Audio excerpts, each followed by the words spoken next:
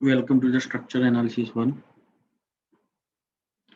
Last time આપણો example જોયો તો સેમ બટ એમાં આ બે એન્ડ સિમ્પલી સપોર્ટેડ હતા અને આ એક્ઝામ્પલમાં આ બે એન્ડ ફિક્સ હતા. આ બે જ મેથડના એક્ઝામ્પલ છે આમાં. આ જ રીતે બધા એક્ઝામ્પલ સોલ્વ થાય છે. એટલે આપણે એક એક્ઝામ્પલ જોઈ લઈએ. આપણા જે સ્ટેપ હતા, first step fix end moment find કરવાનું. ફિક્સ એન્ડ મોમેન્ટ લાસ્ટ એક્ઝામ્પલમાં જે રીતે આપણે ફાઇન્ડ કર્યું હતું એ જ રીતે આ બંને બીમને સેપરેટ કરી એ અને બી.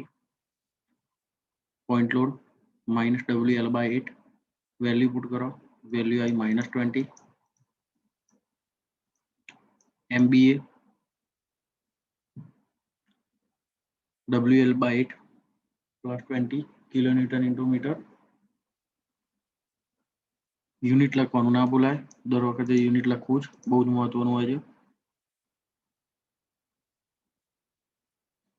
MFBC B થી C તરફ WL square by 12 but minus એટલે -60 kilonewton into metre.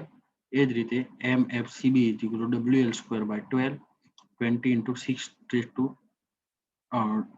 WL square એટલે 20 into 6 એટલે L અને 12 divided by 12 એટલે 60 કિલોન્યુટન જેટલું. બરાબર, 60 કિલોન્યુટન ઇન્ટુ મીટર જેટલું. હવે આપણે લાસ્ટ ટાઈમ જે ડિસ્કસ કરી હતી એ અને આમાં શું વેરિએશન એ જોઈ લઈએ. 4EI by L જ્યારે last time 3EI by L હતું અને આપણે જ્યારે એક્ઝામ્પલમાં શીખી ગયા છીએ કે ભાઈ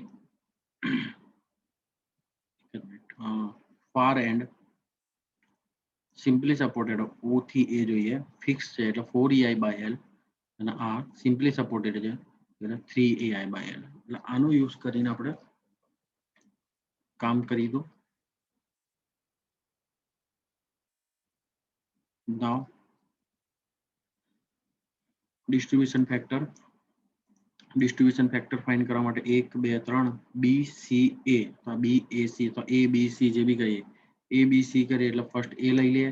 એ માટે સિમ્પલી સપોર્ટેડ બીમ હતો એટલા માટે 1 હતી, ફિક્સ બીમ છે એટલા માટે પહેલેથી 0, C પણ ફિક્સ હતો એટલા માટે 0. B માટે B થી A અને B થી C જવા માટે 4EI by L 4EI by L. E ની જગ્યાએ 2I કારણ કે બીમની વેલ્યુમાં I is equal to 2 છે એટલા માટે. એટલે આ 1 અને 1.33 એટલે ટોટલ સ્ટીફનેસ આપણને 2.33 મળી. એના ઉપરથી આપણને મળશે 0.43 અને 0.57 જેટલી. ઓકે, આ દરેક વેલ્યુ આપણે A 0, B2A 0.43, B2C 0.57 અને C2B 0 ડિસ્ટ્રીબ્યુશન ફેક્ટર. નાવ ફિક્સ એન્ડ મોમેન્ટ મૂકી દઈએ.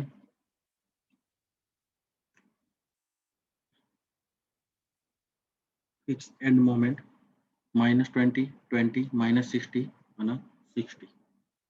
નાવ આપણે લાસ્ટ ટાઈમ જે વસ્તુ કરી હતી એ વસ્તુ ફરીથી કરવાની.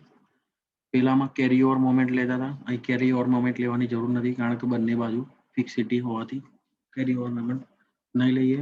અહીંયા ગાડી ડાયરેક્ટ અહીંથી ચાલુ કરજો. 20 A minus B into distribution factor is equal to this. તો જોઈએ -20 plus 60 into 0.43 is equal to 17.2. Okay, એ જ રીતે 20.8. આ પોર્શન અહીંયા આવી ગયો. તો હવે આપણે સમ કરીને જોઈ લઈએ. જો સમ કરીને જોઈએ જો બંનેની વેલ્યુ કોમન આવતી હોય તો આગળ વધવાની જરૂર નથી. 20 20 પ્લસ 17.2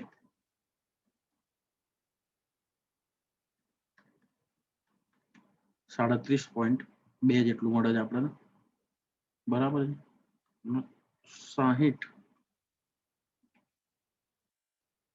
માઇનસ 60 પ્લસ 22.8 એટલે 37.2 જેટલું મળે છે. પણ અહીંયા ગાડી તો મોમેન્ટ આપણને મળતી નથી. તો એ મોમેન્ટ કેરી કરવા માટે અહીંયાની સાઈડની જે મોમેન્ટ્સ હોય એ જેટલી હોય એની હાફ થઈ અને ઓપોઝિટ સાઈડ ઉપર મૂકી દેવાની. 0 ના હાફ 0 70.2 નો હાફ 8.6 એ મૂકી દે, 22.8 નો હાફ 11.4 એ મૂકી દીધો. બાકી એઝ ઇટ ઇઝ દરેકનો સરવાળો કરી દઈએ. આ બે વેલ્યુ કોઈ પણ વેરિએશન આવે એનાથી મેટર નથી કરતું, પણ આ બે વેલ્યુને કોમન આવવું જોઈએ. જો ના આવતી હોય ઇટરેશન્સ ચાલુ રાખવા પડતા હોય. તો આપણને દરેક મોમેન્ટ મળી ગઈ. એમ એ બી -11.4, બી એ 37.2, MBC 37.2 અને MCB 71.4. ફિગર ડ્રો કરતા પહેલા આપણે સિમ્પલી સપોર્ટેડ મોમેન્ટ લઈ લઈએ. સિમ્પલી સપોર્ટેડ મોમેન્ટ બેમને સિમ્પલી સપોર્ટેડ એઝ્યુમ કરી WL/4 WL²/8 જે વેલ્યુઝ આવે એ આમાં મૂકી દેવાની. એ જ રીતે આપણી બીજી વેલ્યુ પુટ કરી દેવાની. એ 11.4, બી 37.2 અને સી 71.4. આ જે પોર્શન આવ્યો એ માઇનસ રહેશે અને ઉપરનો પોર્શન પોઝિટિવ રહેશે.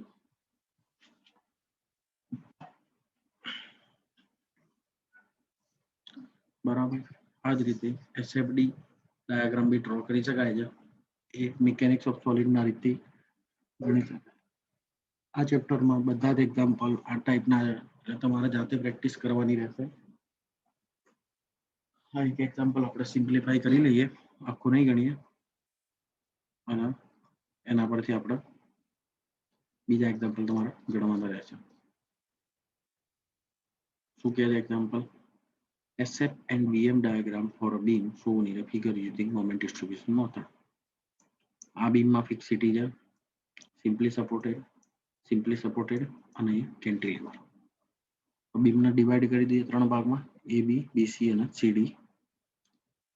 Fix end moment AB -WL²/12 અને +WL²/12 વેલ્યુઝ મળી જશે. BC માટે બી WAB² L² -WAB² L². એક જ બીમ હોવા છતાં આમાં બે મોમેન્ટ લેવી પડશે. ફર્સ્ટ આના માટે, સેકન્ડ આના માટે. બરાબર છે. પછી આ આપણો કેન્ટિલીવર બીમ છે એટલે WL²/2 એટલે એના ઉપરથી એની વેલ્યુ બી મળી જશે આપણે.